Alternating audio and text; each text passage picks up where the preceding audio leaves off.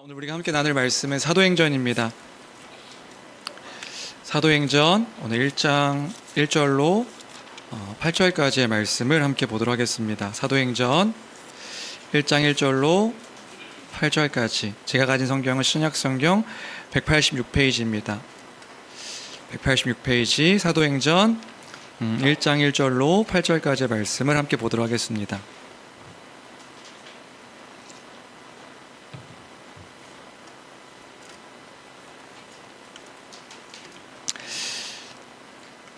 네, 다 찾으신 줄 알고 한 목소리로 함께 읽도록 하겠습니다. 함께 읽습니다. 시작. 데오빌로여, 내가 먼저 쓴 글에는 무릇 예수께서 행하시며 가르치시기를 시작하심부터 그가 택하신 사도들에게 성령으로 명하시고 승천하신 날까지의 일을 기록하였노라.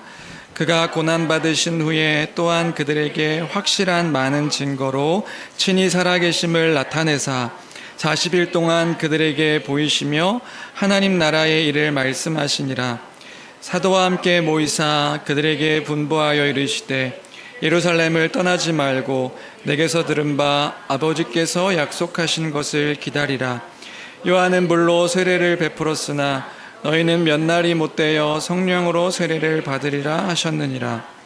그들이 모였을 때에 예수께 여쭈어 이르되 주께서 이스라엘 나라를 회복하심이 이때니까 아니 이르시되 때와 시기는 아버지께서 자기의 권한에 두셨으니 너희가 알 바 아니요 오직 성령이 너희에게 임하시면 너희가 권능을 받고 예루살렘과 온 유대와 사마리아와 땅끝까지 이르러 내 증인이 되리라 하시니라. 아멘. 아멘.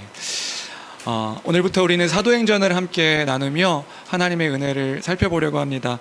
사도행전은 무엇인가? 사도행전은 어떤 내용인가? 사도행전은요, 교회의 이야기입니다.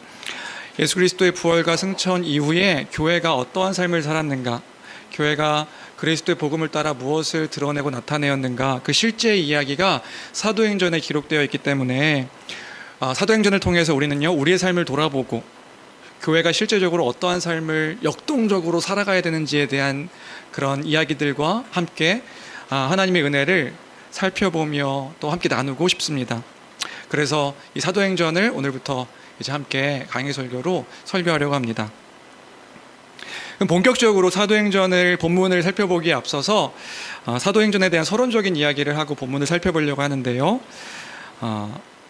우선 먼저 1절과 2절에 사도행전에 대한 서론적인 이야기가 나와 있어서 1절, 2절 같이 먼저 함께 읽도록 하겠습니다. 함께 읽습니다. 시작. 데오빌로여, 내가 먼저 쓴 글에는 무릇 예수께서 행하시며 성령으로 명하시고 승천하신 날까지의 일을 기록하였노라.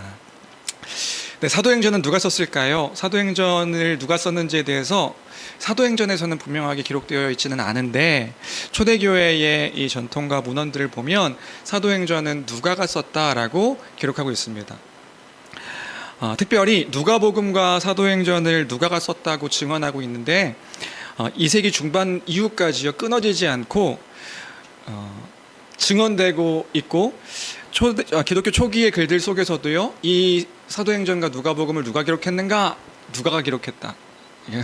그래서 이게 이제 말장난처럼 우리나라 말이죠. 누가 기록했는가? 누가가 기록했다.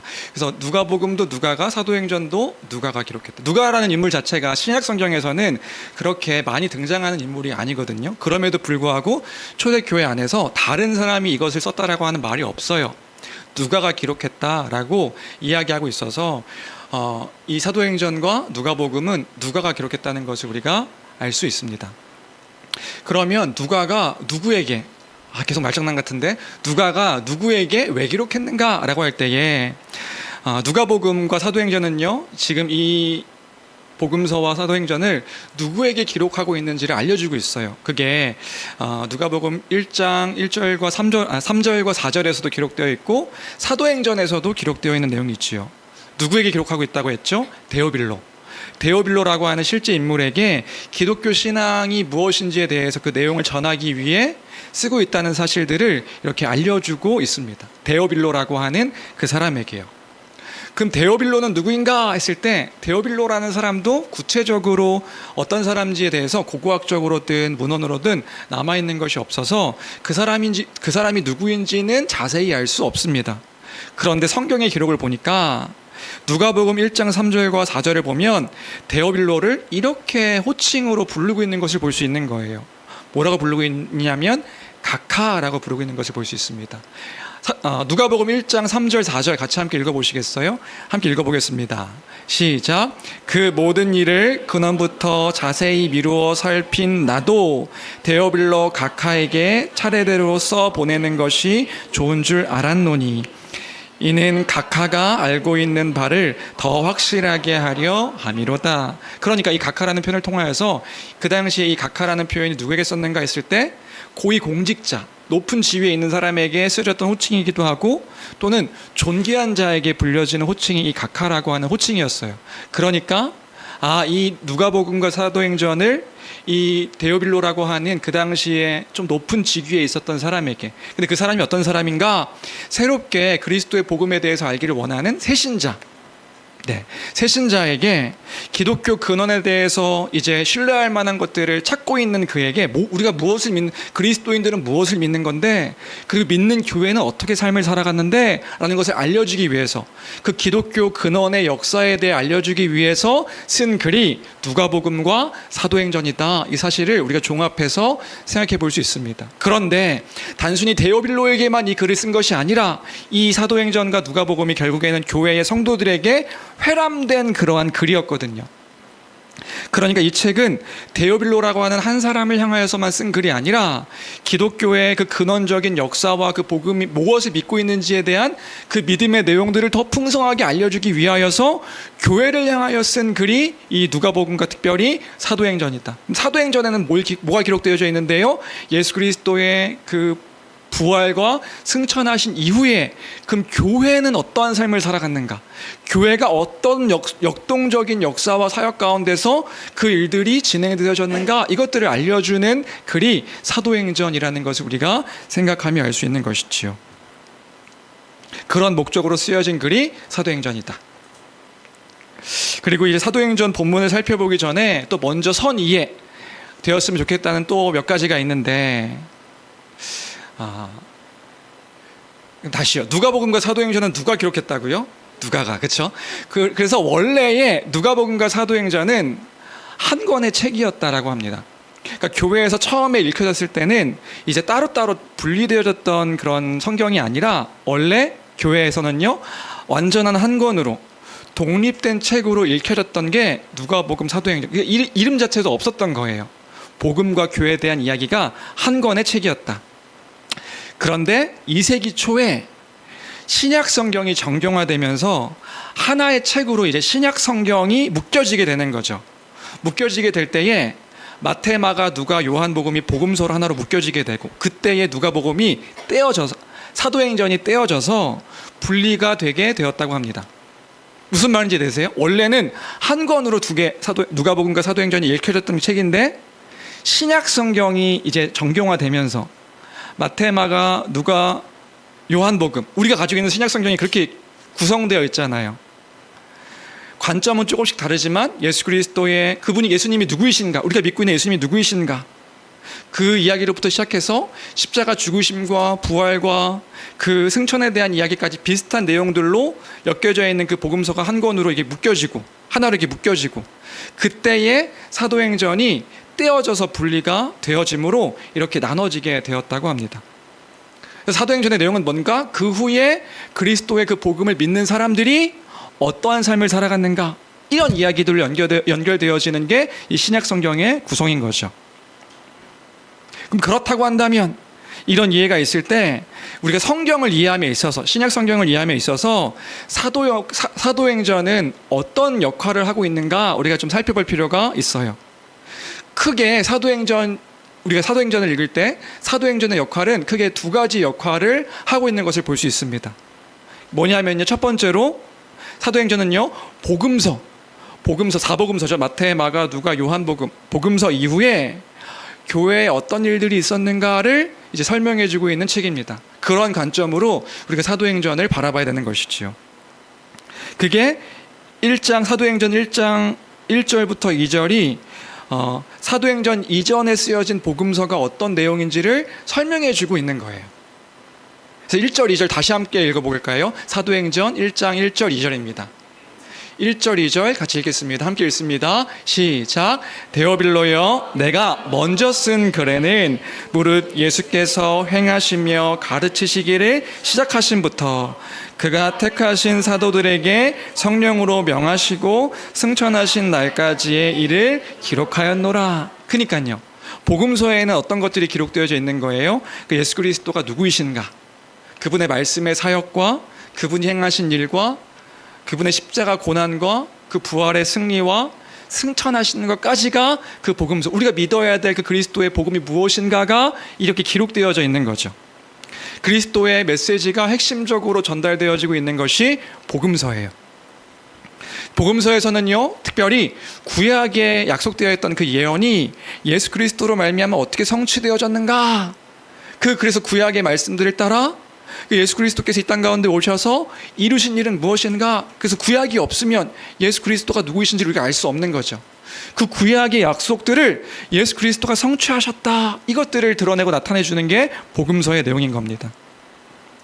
그래서 하나님의 나라가 임했고 그리스도의 십자가 부활을 통해서 사단의 나라가 정복되었고 예수 그리스도의 부활로 말미암아 그 모든 것들을 승리하셨다, 그 약속을 성취하셨다, 이것들을 보여주고 있는 게 복음서의 핵심적인 내용인 거죠.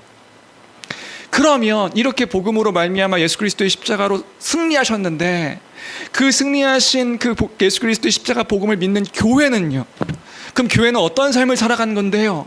어떠한 삶을 살아가야 되는 건데요? 어떠한 모습으로 그 신앙을 따라 살아갔는데요? 우리는 이제 궁금하게 되는 겁니다. 그 그리스도의 그 복음을 믿는 사람들은 어떠한 모습으로 살아갔는가, 그 이후의 일들을 보여주는 이야기가 사도행전인 겁니다.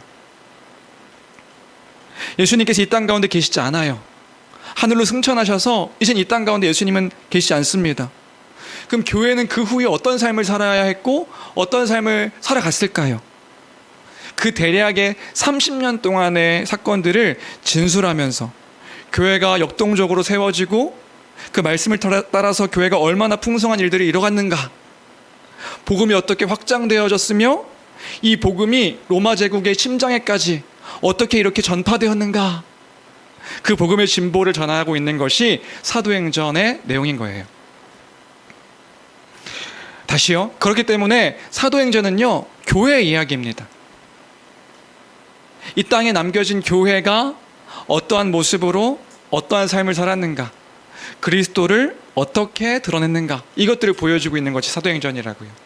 그리고 더 나아가서 이 사도행전을 통하여 교회가 어떠한 일들을 행했는가 뿐만 아니라 하나님께서 이 교회를 통하여서 무엇을 이뤄 가셨는가, 그리스도를 통하여 성취하신 그 하나님 나라의 일들이 이 교회를 통하여서 어떻게 드러나고 나타났는가, 하나님께서는 당신의 구원의 역사로 이 일들을 어떻게 드러내셨는가. 그래서 사도행전 역시도 하나님의 이야기, 단순히 교회의 일로 끝나는 것이 아니라 His story, 그의 이야기를 우리가 읽어가며 또 은혜를 나눌 수 있는 것입니다. 하나님의 이야기인 거예요. 근데 이 사도행전의 이야기는요, 역동적인 하나님의 이야기인 거죠. 이것이 우리가 사도행전을 살펴보려고 하는 이유이기도 합니다. 복음을 따르는 교회의 생생한 증언들을 이야기하고 있으니까요. 그래서 이제 우리가 이 사도행전을 볼 때마다, 야, 우리의 삶이 이런 것이구나, 이렇게 그냥 현실에 함몰되어서 찌그러지고 초라하고 그냥 오늘 한날의 이러한 일들로 하루하루를 살아가는 삶이 아닌 거구나, 하나님의 역동적인 이 역사의 일들이 이 교회를 통하여서 펼쳐지고 나타나지고 있는 것이구나, 그리고 교회가 그 삶의 현장 가운데서 이러한 모습을 보여줬구나, 복음의 모습이 이런 것이구나, 함께 우리가 이 사도행전을 통하여 은혜를 나누기를 원하는 겁니다. 그래서 이 사도행전은 그 복음서 이후에 이야기를 하고 있다. 이게 첫 번째 사도행전의 역할이고요.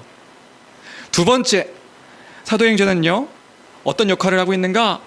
복음서와 사도들의 글을 이어주는 징검다리 역할을 하고 있는 것이 사도행전이에요. 이렇다고 하네요.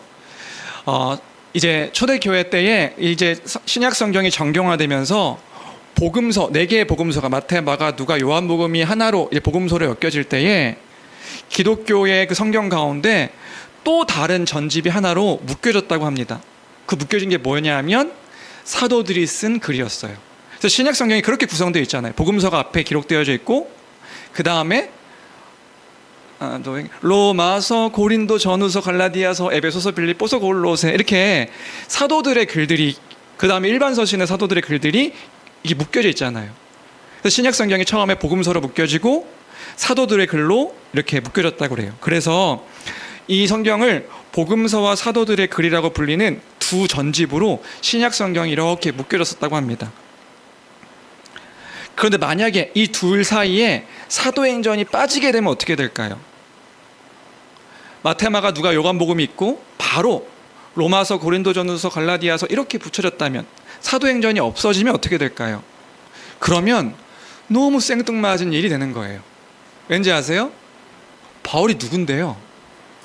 예수님의 제자도 아닌 바울의 글이 요한복음 다음에 딱 이어지면 바울이 어떤 사람인지를 이해할 수가 없는 거예요. 바울이 사도라고요? 왜 사도죠? 바울의 서신서들 가운데서 계속해서 증명하려고 했던 게 내가 사도다, 그리스도의 사도다, 뭘 통해서 알 수 있는데요. 그리고 만약에 복음서로 만약에 이 글이 끝났다고 한다면 베드로는 어떤 사람으로 끝나게 되죠? 베드로는 예수님이 십자가 죽으심 때 예수님을 3번 저주하고 도망간 사람으로 끝나는 거예요. 부활하심을 받지만 그는 여전히 겁쟁이고 아무런 능력도 없는 사람으로 끝나게 되는 거예요. 그럼 베드로의 글이 무슨 의미가 있으며, 또 바울의 글이 무슨 의미가 있으며, 요한 1, 2, 3서 요한 다 도망갔는데요, 다 겁쟁이들이고 그 제자들은 완전 엉터리 방터리인 사람들인데요, 그 사도들의 글에 어떤 의미가 있는지 우리가 생각할 수 없다고요. 그러니까 사도행전이 있기 때문에 이 복음서와 사도들의 글들이 이해가 풍성하게 될 수 있는 거예요. 어떤 일들이 일어났는데요, 그들이 성령을 받고 그들이 자신의 목숨과 생명을 다하여서 예수 그리스도의 그 복음, 그 십자가 복음을 전하는 자들이 되었다. 그게 사도행전의 이야기이니까. 이렇게 우리가 사도행전의 기록을 기억할 때 그 신약 성경의 나머지의 내용들도 더 풍성하게 이해할 수 있기 때문에 이것이 교회의 이야기이며, 또한 더 나아가서 교회가 살아가야 될 모습이고 교회의 삶이라는 것도 알 수 있으며, 그 나머지 서신서들에 대한 의미들도 풍성하게 알 수 있기 때문에 이 사도행전은 중요한 역할을 하고 있다. 그런 맥락 안에서 우리가 사도행전을 귀하게 바라보아야 할 필요가 있는 것입니다. 생생한 교회적 삶을 우리가 이해할 수 있다. 마지막으로 이제 그 서론에 대한 마지막입니다. 마지막으로 사도행전 본문을 이해하기 전에 사도행전이라고 하는 책 제목에 대해서도 좀 이렇게 재미난 것들이 있더라고요. 사도행전이라고 하는 책 제목, 이제 사도행전에 대한 여러 가지 책들을 보면서 처음에 이 사도행전의 책 제목이 무엇이었을까 이런 이야기가 있는데, 원래 사도행전의 책 제목은 무엇이었을까요? 제목은 없었다.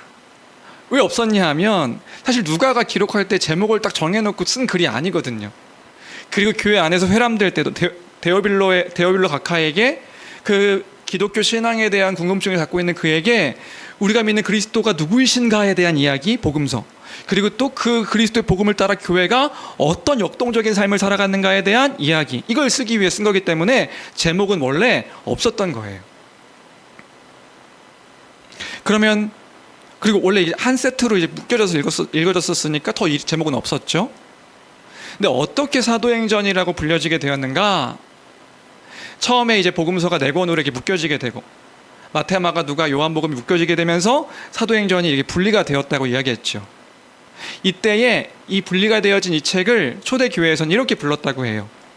모든 거룩한 사도들의 행전, 이렇게 읽었다고 하네요. 그러니까 이 책이 뭐냐? 모든 거룩한 사도들의 행전이다, 이렇게 불렸다가 2세기 후반에 와서 이 책을 사도행전 이렇게 불렀다고 합니다. 그런데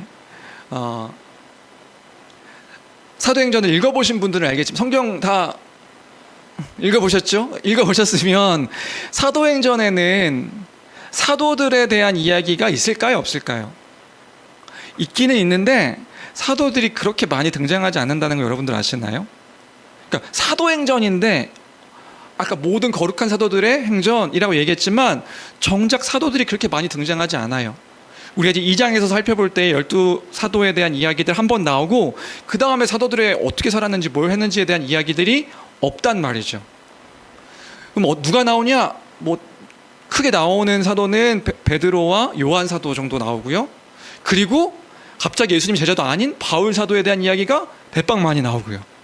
그 사이에는 순교자 스데반과 빌립에 대한 이야기가 나오고 그 전에는 교회에 대한 이야기가 나오는 거예요. 그래서 때로는 사도행전이라고 하는 이름 자체가 사도행전을 이해할 때에 방해가 되는 경우가 있을 수도 있구나 하는 것들을 이야기하는 책들도 있더라고요. 그래서 학자들은 이제 사도행전이 아니라, 그래서 옛날에 목사님들이 사도행전 강해 설교를 할 때 강해 설교 제목, 책 제목을 내실 때 그래서 좀 이해가 됐어요. 그래서 이건 단순히 사도행전이 아니라 성령행전이다. 왜요? 이 지금 하늘로 승천하셔서 예수 그리스도께서 성령을 통하여 교회를 어떻게 다스리시는지가 사도행전의 사실은 핵심적인 내용의 스토리거든요. 사도들이 무엇을 했고 어떤 일들을 했고 이게 지금 사도행전의 방점이 아니라 예수 그리스도께서 승천하셔서 성령을 보내셨단 말이에요. 그럼 성령을 통하여서 이 교회가 어떻게 다스려지고 통치되어지고 교회를 통하여서 우리 주님이 무엇을 행하시는지를 보여주는 이야기이기 때문에 이 사도행전은 성령행전이다 이렇게 불려질 수도 있는 것이고요. 그래서 이해됐어요. 옛날 어렸을 때 막 사고가 비판적이잖아요. 아니 사도행전을 왜 책 내면서 뭐 성령행전이라고 이야기해? 뭐 저 오순절파야? 뭐 이랬던 제가 이해가 됐어요. 그렇지, 성령께서 역사하셔서 교회를 이뤄가시는 내용들이 그치 사도행전의 스토리인 거구나. 또 어떤 학자는 그래서 이 사도행전을 초대교회 행전이라고 부르자 이야기하기도 하고요. 예루살렘에서 로마까지의 복음의 확장이라고 부르자. 여기서 방점이 뭔지 아세요? 방점이? 그러니까 이 단순히 사도들이 무엇을 했는지가 이 사도행전의 핵심이 아니라 우리가 사도행전을 우리가 바라볼 때의 강조점은 그리스도의 영이신 그 성령의 일하심이 기록되어져 있고 지금 이 사도행전을 바라볼 때 그 성령을 통하여 무엇을 역사 가운데 이뤄가고 계시는가, 그리고 성령을 통하여서 여전히 이 세상을 다스리시고 통치하시는 예수 그리스도, 그리고 교회가 하나님 나라의 백성으로서 어떠한 삶을 살아가야 되는가, 우리는요 복음의 관점 안에서 이 사도행전을 바라보고 이해하며 생각해야 될 필요가 있다는 것, 이것을 우리가 염두에 두면서 사도행전을 볼 필요가 있다는 거죠. 그러니 사도행전은요 그리스도를 향해서 이야기되어지고 있는 거예요. 사도행전도 다시요, 결론은 뭐냐면 사도행전도 그리스도를 통해 이루신 일들을 이야기하고 있는 거예요. 그래서 복음을 이야기하고 있는 거예요. 복음의 관점 안에서 이 사도행전을 이해해야 되는 것이구나. 이것 이해 안에 우리가 사도행전 하나하나를 살펴볼 필요가 있는 것입니다. 우리가 믿는 것은 무엇인가? 교회가 믿은 것은 무엇이며 그 믿음을 따라 어떻게 살아갔던 하나님 백성의 삶의 모습인가? 이 사실을 우리가 잘 기억하며, 다르지 않은 거라고요. 딴 얘기할 수 없는 거라고요. 그리스도의 복음이 드러나고 그 복음이 선포되어지는 것이다. 이 사실을 기억하며 우리가 사도행전을 은혜 가운데 바라보는 시간이 되었으면 좋겠습니다. 여기까지 사도행전에 대한 서론 이야기를 하고요. 이제 본격적으로 3절부터 살펴보도록 하겠습니다. 3절. 먼저 3절을 보면요, 예수께서 부활하신 이후에 제자들과 함께 하셔서 무엇을 하셨는지에 대해 간략하게 이야기하고 있는데요, 크게 두 가지, 예수님께서 부활하신 후에 제자들과 40일 동안 함께 하시면서 무엇을 하셨는가, 두 가지로 설명해주고 있습니다. 우리 3절 말씀 같이 함께 읽어볼까요? 함께 읽겠습니다. 시작. 그가 고난받으신 후에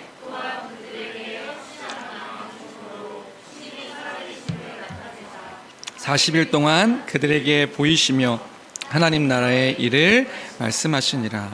크게 두 가지 일을 하셨다는 거예요. 예수님께서 보세요, 부활하신 후에 40일 동안 제자들과 함께 하시고 하늘로 승천하시죠. 40일이라는 시간이 예수님에게 너무나도 중요했습니다. 제자들을 향하여서 마지막으로 같이 있는 그때에 가장 중요한 일을 하신 거예요. 그럼 가장 중요한 일을 어떤 걸 하셨는데 두 가지를 하셨다고요. 그럼 그 첫 번째 일은 무엇입니까? 사도들은 제자들이에요. 그 제자들에게 확실한 많은 증거로 친히 살아계심을 나타내셨다. 그럼 친히 살아계심을 나타내셨다는 건 우리말로 뭐죠? 부활을 증거하셨다. 누구에게요? 제자들에게요. 예수님께서의 당신의 제자들에게 그 부활을 친히 증거하시며 나타내신 거예요. 왜요? 왜냐하면 제자들이라 할지라도 의심할 수밖에 없었거든요. 예수님의 부활을요. 진짜 예수님께서 부활하셨나? 왜요? 제자들 다 도망쳤잖아요. 겁나고 두려워서 예수님 십자가 못 박히신 후에 다 뿔뿔이 흩어지며 심지어 베드로는 저주하고 두려워서요. 도망쳤잖아요. 믿을 수 없는 일이 일어났기 때문에 예수님께서 제자들에게 당신의 부활을 여러 가지 증거로 친히 증언하셨다. 그리고 이 부활은 우리가 기억할 수 있는 건 뭐냐면요, 이 기독교 신앙에 있어서 이 예수 그리스도의 십자가 죽으심과 그리고 부활은 너무나도 중요한 그 기독교 신앙의 핵심이구나, 이 사실을 우리가 기억할 수 있는 것입니다. 우리는 무엇을 믿는 사람들입니까? 예수 그리스도의 부활을, 역사적인 부활의 사건임을 기억하며 이것을 믿는 사람들이 그리스도인인 거예요. 그래서 데오빌로에게도 그 얘기를 하고 있는 거죠. 예수님 뭐 하셨는가? 그가 부활하셨다. 그 부활하심을 친히 많은 증거를 통하여 그 예수님을 전한 제자들에게 보이신 것이다.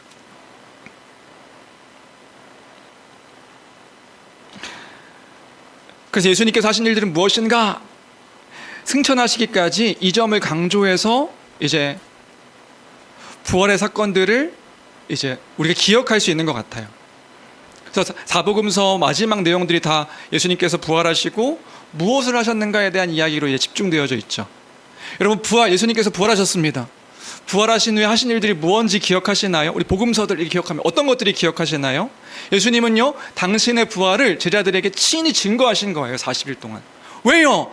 믿을 수도 없고 말도 안 되는 일들이 일어났기 때문에. 그래서 뭘 행하셨죠? 어떤 것들이 부활하면 뭐가 기억나나요? 빈 무덤이 기억나는 거죠. 빈 무덤을 통하여서 부활의 아침에 그 무덤에 돌이 옮겨지고 시체가 사라진 일들이 우리에게 그 일들이 있었음을 기억하게 되는 겁니다. 그리고 후에 제자들이 모여있는 방에 나타나셔서 자신의 부활을 친히 보여주시죠. 여러분, 요한복음 또 기억하시나요? 그때 제자들이 함께 있을 때 예수님이 나타나셨는데 그 당시에 도마는 그 자리에 없었습니다. 예수님의 제자인 도마는 그 자리에 없어서 예수님이 부활하셨다는 그 말을 믿을 수가 없었어요. 그래서 도마가 뭐라고 이야기해요? 나는 예수님의 손과 못 박힌 손과 이거 만지기 전까지 나는 믿을 수가 없다. 그러니까 도마가 있을 때 한 번 더 나타나셔서 뭘 보여주시죠? 못 박힌 손과 창에 찔린, 옆구리에 창에 찔린 그 자국들을 만져보라 하시며, 그래서 도마가 그걸 만진 후에 내가 주님을 믿습니다. 내가 예수 그리스도의 부활을 믿습니다. 그것들을 증거하신 거예요. 예수의 부활을 제자들이 확증하게 되는 거죠. 사도행전은 누가복음과 한 세트가 있으니까 누가복음에는 뭐가 기록되어 있죠? 엠마오로 가는 두 사람과 대화하던 예수님의 내용들이 기록되어져 있어요. 그 두 사람도 예수님을 만났다고요. 만나서 뭐 했어요? 예수님께서요, 구약으로부터 시작해서 그 예수 그리스도의 십자가 고난과 죽으심과 부활의 의미가 무엇인지를 설명해 주며 이야기했다. 그리스도 모든 구약의 말씀이 예수 그리스도를 가리키는 것이었음을 이제 예수님께서 설명해 줬다는 이야기도 24장에 있고요. 심지어 그 예수님이 뭐 하셨어요? 부활하신 후에 그들과 함께 떡을 떼고 함께 먹고 마시는 일들이 있었다는 것을 그들에게 보여주셨어요.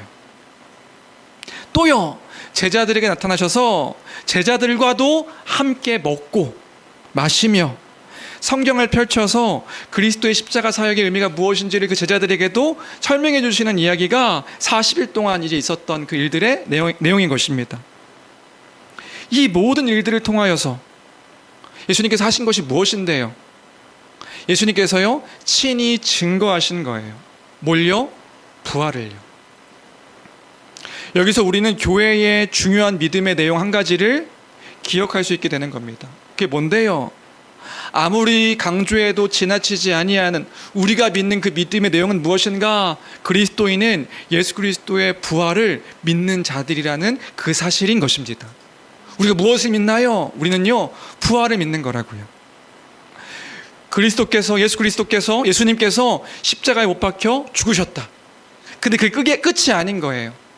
죽으셨는데 우리의 모든 죄와 모든 사망을 감당하시기 위해 십자가에 죽으셨는데 그것으로 끝난 것이 아니라 그 죽음으로 끝날 수 없었다. 그가 그 죄와 사망을 이기시고 사망의 권세 가운데서 승리하셔서 부활하셨다. 그 부활하신 예수 그리스도를 믿는 것이란 말이에요. 그게 복음의 핵심의 내용인 거예요.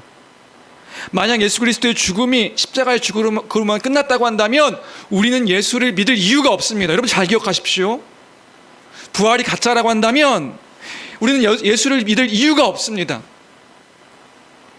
하나님 나라의 성취의 구원자로 믿을 이유가 없는 거예요. 왜냐하면 부활이 거짓이라면 예수가 했던 그 모든 말들이 다 사실이 아니라 거짓이기 때문에 그런 것이지요. 그러나 부활이 있기 때문에, 예수 그리스도의 실제적인 부활이 있기 때문에 그리스도께서 하셨던 모든 말들이 실제가 되고 사실이 되는 그 증명의 확증인 거예요. 그래서 부활을 믿는 거죠. 이 부활은 단순히 영적인 그 환상, 영적인 부활을 의미하는 것도 아니었습니다. 그래서 요한일서에서도 그 얘기를 계속해서 강조해서 얘기했던 거죠. 그 사도가요, 요한 사도가 뭘 이야기해요?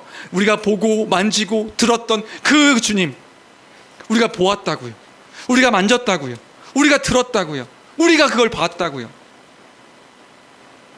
지금도 그렇고 그때에도 영지주의자들이 있었다고요. 영지주의자들 어떤 사람들이에요? 예수님은 영적으로 부활한 거야, 그냥 영이 부활한 거야. 실제로 몸이 부활한 게 아니라 영이 부활해서 그냥 환상으로 보여진 거야. 그때도 있었고 지금도 예수 그리스도의 부활을 그렇게 이야기하는 사람들이 있습니다. 아니라고요.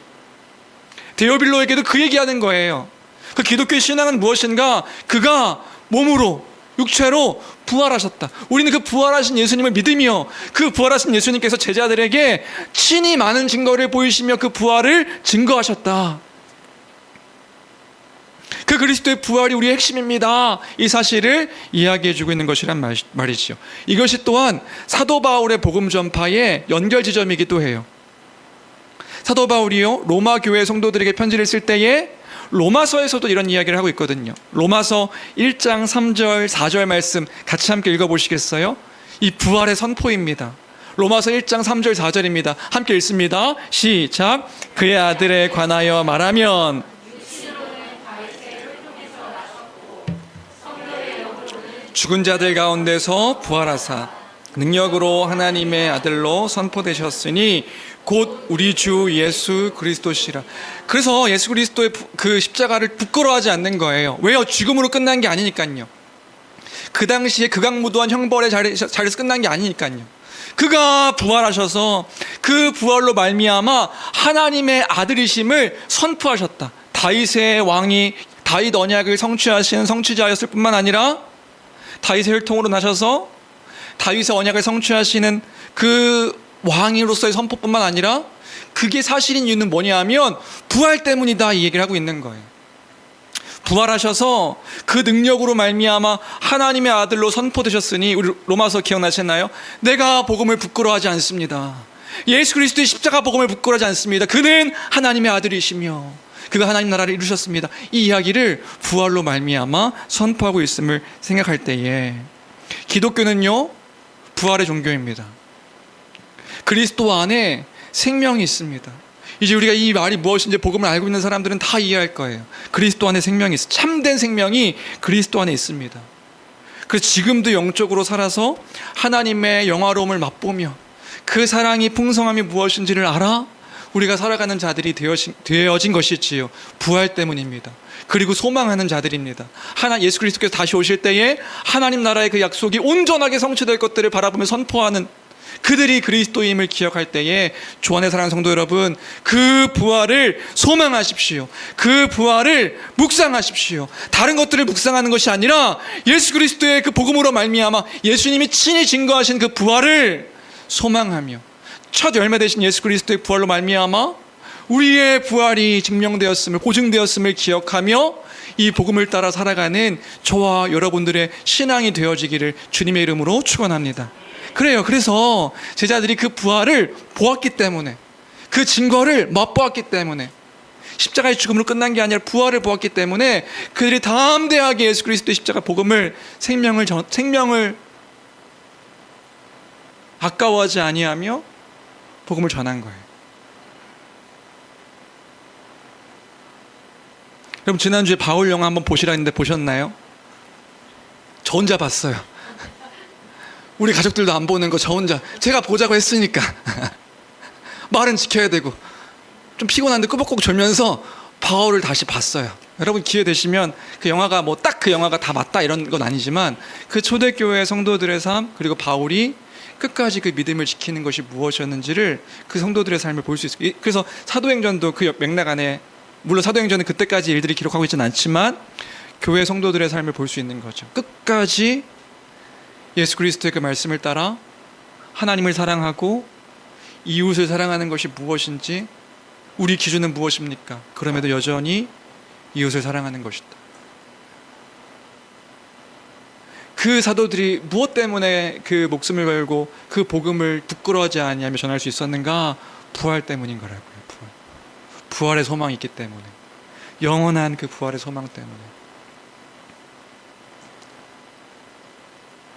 이 사실을 함께 묵상하는 교회가 되어야 한다. 그걸 예수님께서 40일 동안 함께 하시며 전하신 것입니다. 그 3절은 두 번째로 예수님께서 하신 일을 설명하는데, 40일 동안 함께 하시며 당신의 부활을 증거하시고 또 무엇 하셨는가? 하나님 나라의 그 복음을 전하셨다, 이 얘기를 하고 있습니다. 너무 반가운 이야기예요. 예수님 뭐 하셨는데요? 하나님 나라의 복음을 전하셨다. 그래서 예수님의 설교의 핵심 메시지는 뭐였는가? 하나님 나라였다는 것을 우리가 알 수 있는 거죠. 다시금 제자들에게 하나님 나라를 이해하고 하나님 나라에 소망하도록 그걸 전하신 거예요. 그럼 어떤 분이 저에게 이렇게 질문하실 수도 있을 것 같아요. 목사님, 예수님의 그 복음의 핵심은 십자가 복음 아닙니까? 십자가 복음이지 하나님 나라의 복음입니까? 만약 우리 성도님 중에 이렇게 말씀하시는 분이 있으시다면 저는 그냥 웃을 수밖에 없어요.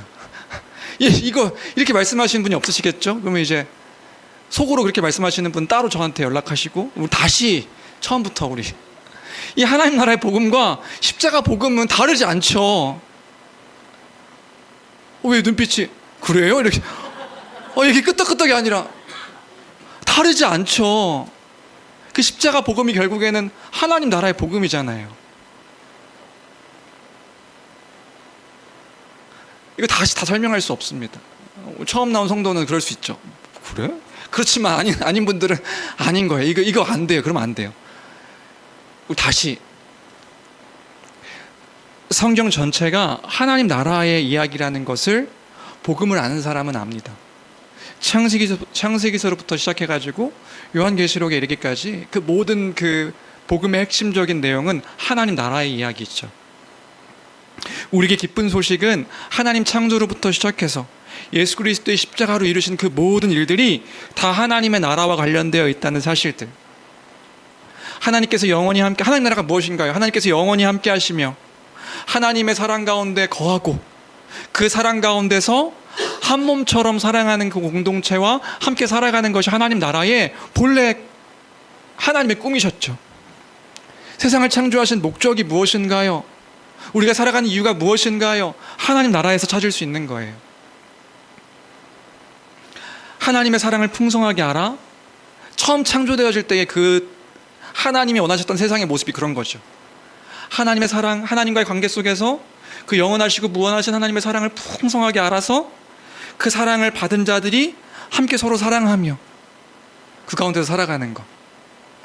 그리고 나를 위해 이기적인 삶으로 살아가는 게 아니라 다른 일을 위하여서 살아감을 통하여서 그 일들을 통해 보람을 누리고 풍요롭고 풍성함 가운데 참된 안식과 그 생명과 영생 가운데 거하여 그것들을 맛보며 누리며 살아가는 것. 그것이 하나님 나라의 이야기죠. 그 일들을 위하여서 그 죄 가운데 하나님 나라 가운데 쫓겨난 이들을 다시 구원하시기 위해 예수 그리스도께서 오셔서 십자가를 통하여 이 모든 일들을 승리하시고 성취하셨다는 이야기가 이 십자가 복음의 핵심인 거잖아요. 그리스도께서 다 이루신 겁니다. 그 하나님 나라의 이야기를, 그 구약에서부터 그 일들을 어떻게 성취하셨는지 그 이야기를 40일 동안 함께 나누셨다. 그럼 제자들은 얼마나 기뻤을까요? 그 하나님 나라에 대한 이야기들을 예수님이 들려주시니까. 이 모든 일을 이루기 위해 예수님께서 오셨고 십자가에 죽으셨고, 그래서 누가복음 24장 27절 44절 거기서도 그 얘기하고 있는 거예요. 있나요 혹시? 없죠? 그쵸, 없어요. 한번 찾아보시죠. 집에 가서 찾아보시면 되고. 그래서 모세와 선지자의 글과 시편이 다 나를 가리키는 거다, 이 얘기를 예수님께서 제자들에게 하신 거예요. 이것을 통해서 교회가 함께 기억하고 묵상해야 되는 것이 무엇인가를 다시금 생각해 보게 됩니다. 여러분, 하나님 나라인 거예요. 하나님 나라의 이야기를 우리는 날마다 묵상하고 기억해야 되는 것입니다. 하나님의 통치와 다스림이 있을 때에 영원한 복과 안식과 그 생명 가운데 거하여 살아가는 삶으로, 날마다의 삶 가운데 살아가는 것이다. 그 세상, 복음은 그 나라를 이루어가시는 하나님 나라의 놀라운 구원 역사이고요, 그것이 우리의 기준이 되어서 하루하루를 살아갈 때에 그냥 단순히 한날의 어떤 그 사람들과의 관계, 또 직장에서의 일들, 이게 우리의 포커스와 핵심이 아니라 이 모든 일들 가운데서 하나님께서 어떻게 구원의 역사를 이뤄가시고 섭리 가운데 때로는 우리에게 좋은 일들도 있을 수 있고 안 좋은 일들처럼 보이는 일들이 있을 수도 있지만, 근데 이 모든 것들을 통하여 합력하여 선을 이뤄가시는 그 구원의 일들을 이뤄가시는 하나님을 기억하며 그 믿음 가운데 주님께서 여전히 다스리시고 주님께서 여전히 통치하시기에 나의 어떤 일들과 모든 상황들 속에서도 주님 감사합니다, 그 구원의 일들 가운데 내가 있습니다, 그 믿음을 따라 살아가는 사람들이 성도의 삶으로 일희일비하지 아니하며 살아갈 수 있는 것이지요. 성도들이 묵상해야 될 그 묵상의 내용이 무엇입니까? 하나님의 나라의 일들인 것이다. 그래서 이 복음을 자세하게 알고 더 풍성하게 할 때에 우리 믿음은 성장하여서 그 믿음 위에 믿음으로 살아갈 수 있는 삶이 되어지는 것이지요. 흔들리고 넘어지고 지칠 때마다 다시금 그 부활의 영광과 하나님 나라의 약속들을 소망하게 될 때에 우리는 그 안에 있습니다, 그 믿음을 따라 살아갈 수 있기에 성도들은요 이렇게 이야기하는 거예요. 복음을 또 들려주십시오, 복음을 또 들려주십시오, 또 알려주십시오. 왜요? 그래야 우리가 살 수 있으니까요. 예수님께서도요 제자들에게 40일 동안 계시면서 계속해서 알려주시고 또 알려주신 거예요. 십자가 죽으심 전에도 하나님 나라에 대한 이야기를 3년 동안 하셨단 말이에요. 근데 부활하셔서도 계속해서 말씀하신 건 무엇이냐? 하나님 나라의 이야기다. 교회가 이 복음을 잊지 말아야겠습니다. 주 안에 사랑하는 성도 여러분, 이 복음을 놓치지 않고 잊지 아니하는 우리가 되기를 주님의 이름으로 간절히 축원합니다. 그걸 놓치면 우린 다 무너져요. 와장창창 무너져요. 누구도 할 거 없이 이 복음이 우리의 삶 가운데 기준이 되지 않으면 화장창창 무너지는 거예요.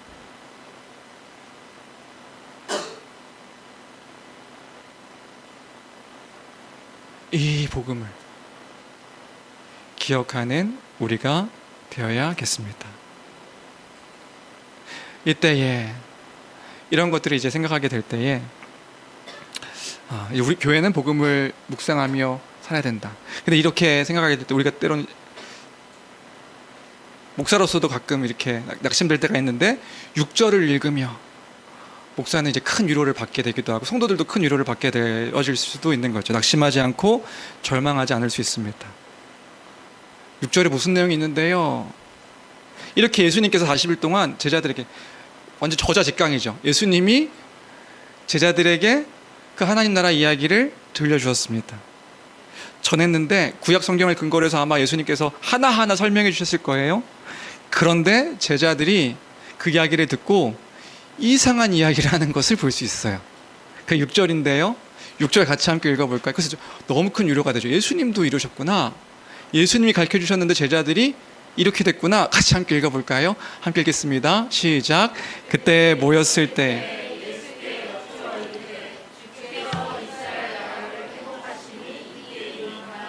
무슨 말인지 되세요? 예수님이 하나님 나라의 이야기를 막 말씀하셨는데 제자들이요 여전히 딴소리하고 있는 거예요. 예수님, 그러면 하나님 나라 너무 이렇게, 그럼 이스라엘 회복은 이때입니까?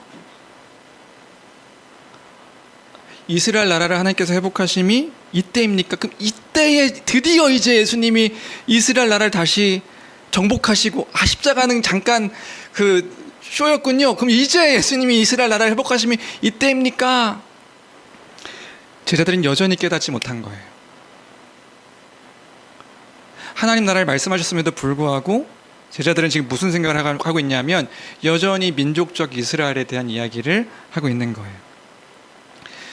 제자들은 예수님이 십자가 달리기 전에도 그런 꿈들을 꿨거든요. 무슨 꿈이었냐면 예수님이 이스라엘 나라를 다시금 강하게 하셔서 이 온 세상 가운데 다윗의 왕국이 회복되어지고 이스라엘 나라가, 이스라엘이 부강해지고 더 완성되어지는 그 나라를 이 제자들은 꿈꿨거든요. 그래서 예수님께 한번 혼났죠. 제자들이 서로 싸워가지고요. 왜 싸웠냐면 누가 예수님 오른편 왼편에 앉을 것인가. 왜요? 오른편 앉으면 예수님이 왕이 되실 때 오른편에 앉으면 내가, 그 당시 오른팔이 뭔데요? 권위와 권력을 상징하는, 누가 예수님 오른편에 앉을 것인가. 그럼 예수님 오른편에 앉으면 내가 예수님만큼의 힘과 권력을 가질 수 있는 것으로 생각해서. 그래서 예수님이 물으셨죠. 너희 정말 내 오른편 왼편에 있을래? 왜 십자가, 예수님 십자가 얘기하시니까 너 그래 가능하겠어? 제자들은 여전히 헛된 꿈들을 꿨다고요. 이 세상에서 어떻게 하면 더 부강하게 권력을 갖고 권세를 갖고 잘 살 수 있을까? 예수님이 부활하셔서 하나님 나라를 다시 설명하시는데 여전히 제자들은 예수님의 말씀을 이해하지 못했다. 그래서 예수님께서 당부하신 것이 있으셨으니 그게 4절 5절입니다. 4절 5절 같이 함께 읽어볼까요? 함께 읽겠습니다. 시작.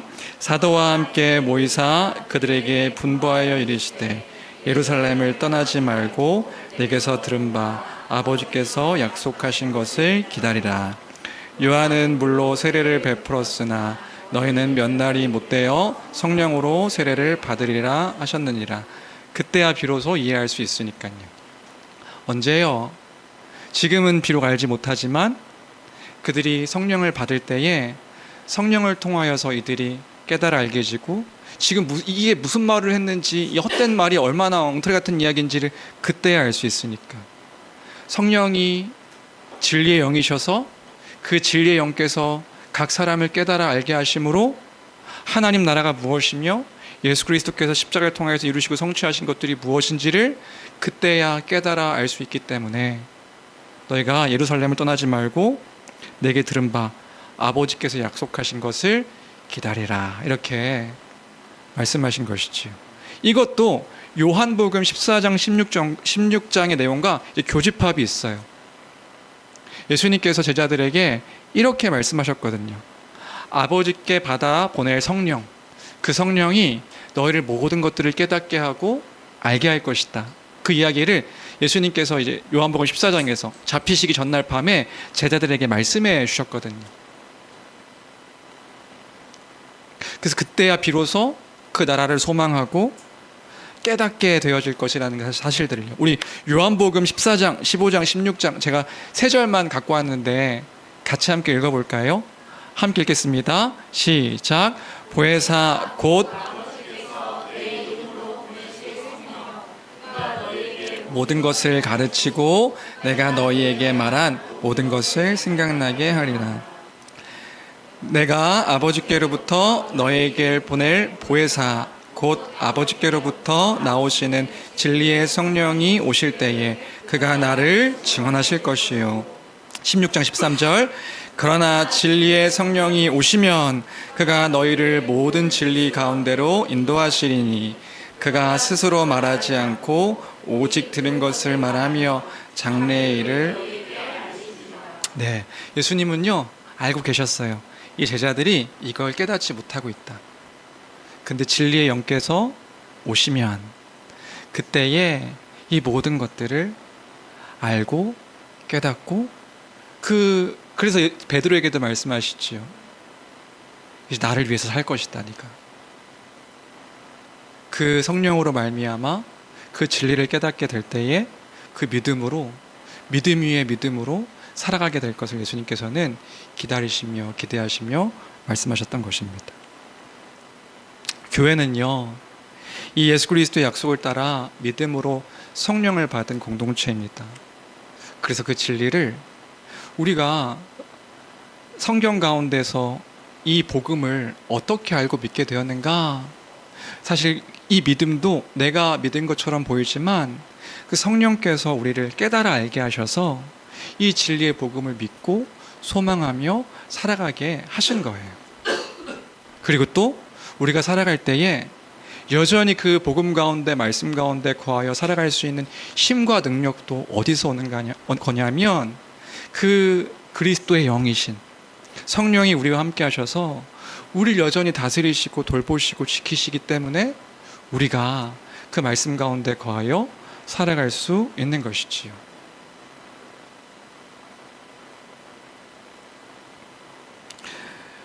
그 사랑의 아들의 나라 가운데서 그분의 통치를 받고 살아가는 자들이 된 것이다.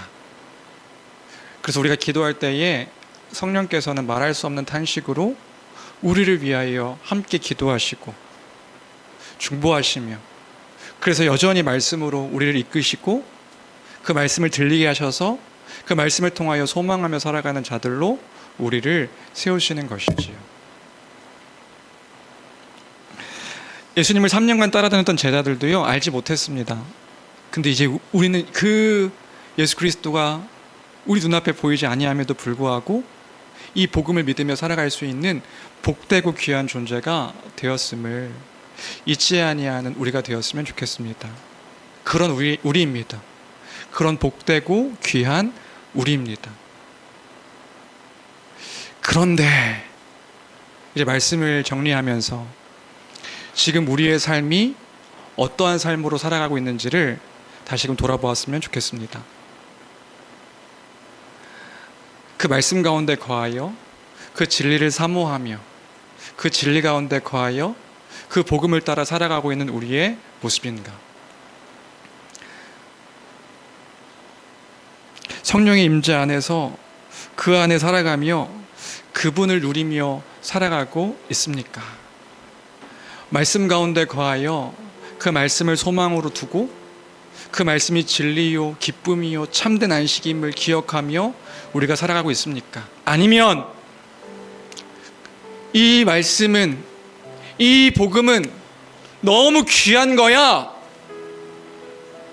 너무 귀한데 이 복음, 귀한 복음과 아무런 상관없이 이것들을 잊으며 놓치며 감격과 감사를 잊어버린 채 살아가고 있는 우리의 모습은 아닙니까?